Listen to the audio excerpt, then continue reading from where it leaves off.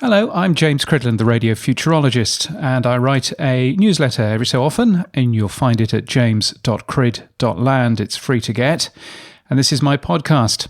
This has been my podcast for a while. Haven't done anything with it recently, but perhaps today I kind of ought to. So I've just written a new newsletter, and it says all kinds of stuff. For example, it starts with a picture of me in Sydney. In front of a building in Sydney designed by a bloke from Denmark. It's the Sydney Opera House.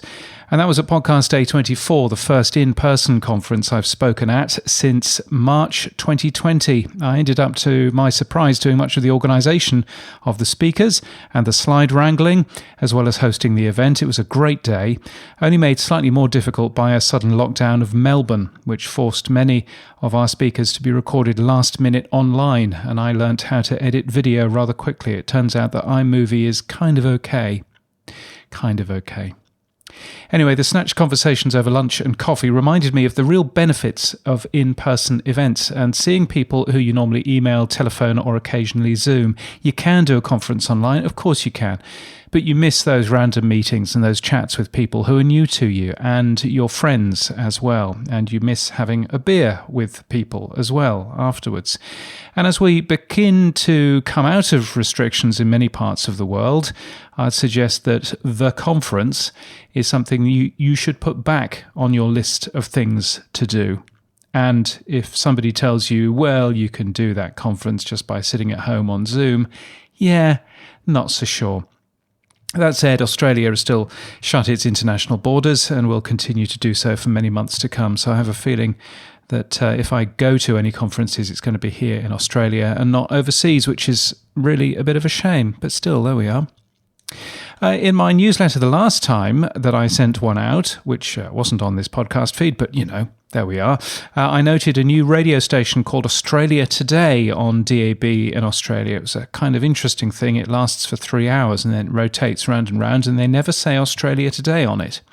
And I thought, I wonder what's going on. In fact, I thought, well, perhaps this is a plan.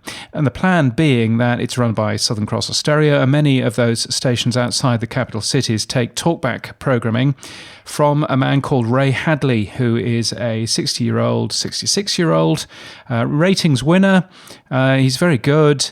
But that show is owned by Nine Networks, which is a big competitor to Southern Cross Austereo. And I thought that Southern Cross Austereo had basically woken up and gone, hey, you know what? Maybe we shouldn't be taking 3 hours of the day from our competitors, and maybe we should build our own instead. And that's exactly what they've done. So from the end of June, they are replacing Ray Hadley with Australia Today. I don't call myself a radio futurologist for no reason, so I called that one correctly. Australia Today is done by a bloke called Steve Price, who does a very good job and is also 66. Other things that I've whacked into my newsletter this week, can you say whacked? I can say whacked, are things like trust in radio, which is very high across Europe. I got some details from Spain, and it shows that the highest trust for any media outlet is for radio. Not for anything else. Weirdly, the EU's own website has taken the graph of trust scores and put newspapers at the top, even though newspapers aren't number one for trust. Don't know really what's going on there. But anyway, so trust in radio very high. In the UK, the Radio Centre, which is the UK commercial radio lobby group, continues to achieve good things. I link to their Mental Health Minute. It's run by Radio Centre. It's carried by commercial radio, BBC radio, and community stations as well. And the only thing that I could think of which was remotely similar was some good work for World Radio Day in Finland by Radio Media, which carried, I think, the same audio for 60 seconds, maybe 90 seconds. And that was around 10 years or so ago, showing how good radio was. Couldn't think of any more, but maybe there are some more. Do you know of radio stations linking together to broadcast interesting and important messages like that? Who knows? It might be interesting to find out. I'm james@cridland.net if you want to get in touch. Or indeed the email address that I meant to read out there, which was james@crid.land, although frankly they both work. Bauer, the big radio group in the UK and Europe, keeps making changes that frustrates the anoraks and probably makes good business sense. In May, they removed Absolute Radio, which of course used to be known as Virgin Radio, from 105.8 FM in London. They've replaced it with Greatest Hits Radio. It's the only oldies station on FM in London, so I suspect it'll do quite well. And in a previous life, of course, I worked at that radio station. I worked at Virgin Radio. The 105.8 FM frequency kept the radio station commercially alive. I think the radio station would have died had it not been for that FM signal in London. And I think it was a bright move from the Radio Authority to have awarded it to them. Absolute now has, of course, a healthy amount of listeners on digital, particularly on DAB, but also online. Which I may have at least had something to do with in the old days. And it'll be interesting to see how Greatest Hits Radio does on FM in the next RAJAR figures. That's assuming, of course, that we ever see any more RAJAR figures coming out of the UK. The UK seems to have kind of stopped getting any radio information together. I wonder when that's going to start, presumably after Freedom Day, which is what they've called the day in July when all of the restrictions go away. Perhaps that'll herald the return of RAJAR, so that'll be interesting, but we'll probably only have figures for most radio stations after 6 months, I'm guessing, because quite a few stations are 6 monthly rather than quarterly. Radio Player's Michael Hill in the UK was interviewed by Matt Deegan for ASI conferences about in-car audio.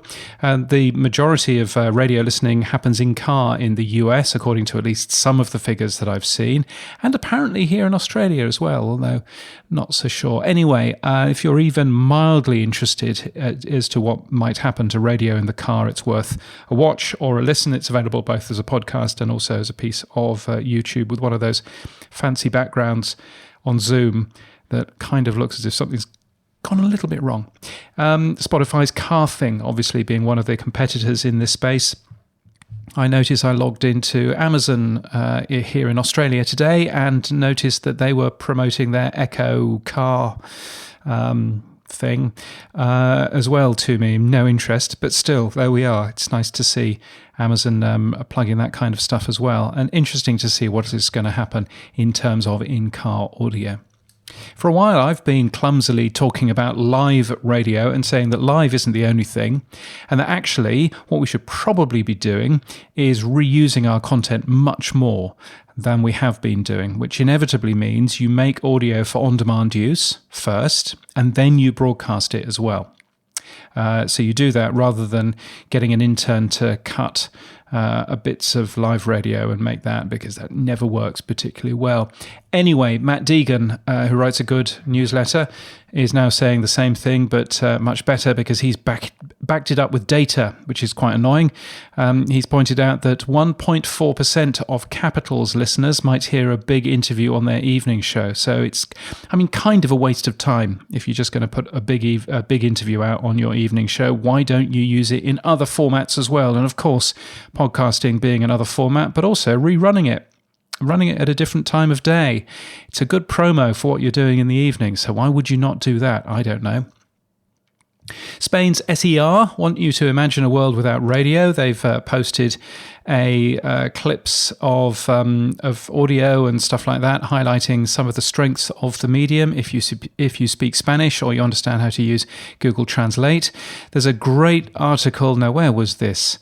I'll tell you, it was in current.org, of course it was, which talks about a transformation of WFAE in Charlotte in North Carolina in the US.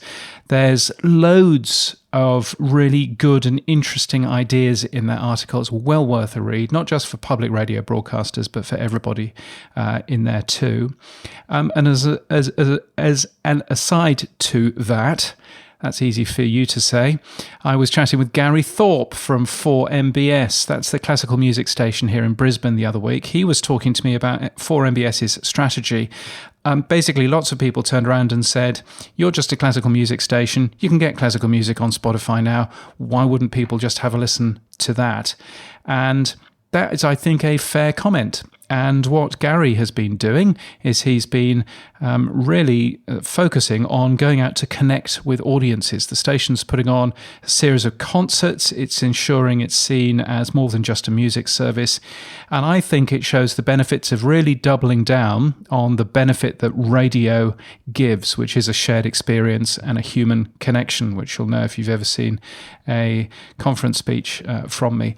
And I think actually making the most of that human connection is a really good thing. So congratulations to 4MBS for doing that. A couple more interesting articles. Is the life of a radio DJ perfect for true crime? It's a good article about how some radio DJs, because they keep weird hours and they do weird things, it's probably a good way to hide some criminal activity. I think we've all got stories to tell about that. The Sandwich Man at Viking Radio when I worked there, my goodness, he didn't just deal in sandwiches, it turns out. Casey Kasem, there's a new podcast coming out about Casey Kasem and his final years, which are anything but good. Well worth a listen, I would guess. And that came out a few weeks ago alongside the Elderly Abuse Day in the US, which I think gives you a clue as to what all of that's about. Well worth a listen. Casey Kasem, of course, not just the host of America's Top 40, but also the voice of Shaggy from Scooby-Doo, Zoinks. There's a good story from Christian O'Connell getting one over Elton John that I linked to in Mumbrella, I think it was. Anyway, he seems to have some very good people working for him in terms of PR. It's actually at news.com.au, which is News Corp's news website here in Australia. There's a new Budget Basement TV News as Opinion channel in the UK. It's called GB News. You can stream it online. I wouldn't bother. It's rubbish. Anyway, it's coming to the radio as well. The format is a European format, actually. Quite a lot of people out there who are saying, I don't like Fox News. Fox News shouldn't be in the UK. I don't like it. It's got nothing to do with Fox News, weirdly. It's got much more to do with some of those weird French news channels that you see. Particularly, I think there's BFM from the south of France, which has much the same sort of thing as this does. But that is going to be on TV, on the radio shortly. They're not the first to put their audio on the radio. Bloomberg already does this in London. ITN did that for a while as well, particularly over the weekend. But I've long believed that TV audio might make for good radio in many ways. And in fact, if you're listening to this podcast, you should listen to a podcast that I do called Podland, which is a podcast which is slightly more interesting than this one. But one of the people who I'm interviewing, I think next Thursday, will be a man called David Markovitz, who runs podcasts for Netflix. And that's a fascinating thing, well worth a listen. So I would heartily recommend that. I've already recorded that interview. That's why I know what he's going to say. Meanwhile, in Canada, which I think is one of the most over-regulated media landscapes in the English world, Canada is about to get even worse for media regulation. There's lots more media regulation that the CRTC have managed to wangle their way into. I suspect that it's utter nonsense, but I think maybe a level playing field, I guess, for Canada, in that they're trying to regulate Netflix and Spotify and everybody else. Well, good luck to you on that. And it's a level playing field as long as it's levelly rubbish. I think what they should be doing is they should be removing regulation, not adding more to it, personally. But, that's just a personal view. I've worked in Canada for a radio group a few years ago, and my goodness, the amount of red tape, you've no idea. And finally, higher rates to use music in webcasting. I'm glad I could read that. That's in the US, higher rates to use music in webcasting. And that's a blog post from David Oxenford explaining all of those higher rates. I think that the rest of the world are quite grateful that we get music rights as part of our broadcasting agreements. So if we're broadcasting on FM, then typically in most places in the world, we get online music chucked in as part of that. And that makes a lot of sense, at least in terms of a simulcast. Although, you need to look at it the other way, I guess. US radio doesn't pay nearly as much as the rest of us do. They either don't pay the record companies or they don't pay the performers, and I can't remember which it is, but doubtless somebody will. And you'll be able to let me know for next time. Or, I could have been not lazy and Googled it, but, where would be the fun in that? I have been doing this newsletter for a long, long time. I haven't podcasted it, but, still, might as well. I've got a podcast account, may as well use it. But I think I've worked out a new workflow for how the newsletter will work, so I look forward to a more regular release of this newsletter. Probably need to give the website a bit of a kick. And yes, I know this podcast isn't particularly exciting, but there again, my plan with this podcast is to just record it and see how much of a recording I can do, mainly scripted, but partially not, without having to stop and edit and go back and do that again. I think it would be a useful skill for me to be able to talk a little bit more fluidly or fluently. I don't know. Either one of those two would be good. I kind of lost that skill, and it would be nice to get that back. But the reason why I say all of this is that hopefully I can come back to a more regular release of this newsletter, which should be really good.